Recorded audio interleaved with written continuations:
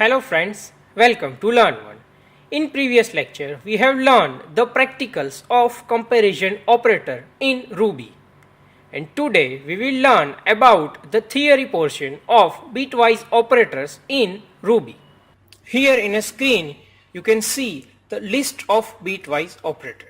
There are mainly 6 bitwise operators available in Ruby. So we will see each of them in detail. So the first bitwise operator is binary AND operator. How binary AND operator works?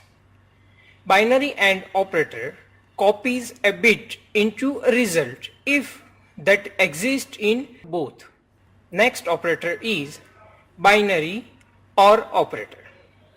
Binary OR operator copies a bit into a result if that will exist in either of the operands. Binary XOR operator. Binary XOR operator copies a bit to result if the bits is exist in either of one but not in both the operands. The next bitwise operator is binary ones complement operator. So binary ones complement operator is kind of unary. It will have an effect of flipping a bits.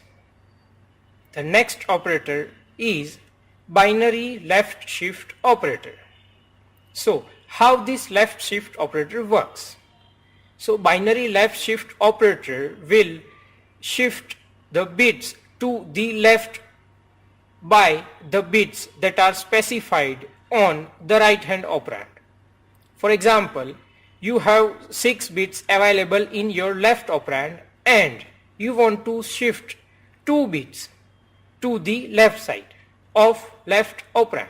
So in this case you can mention 2 as a right hand operand's value. And next and last binary operator is binary right shift operator. How this binary right shift operator works?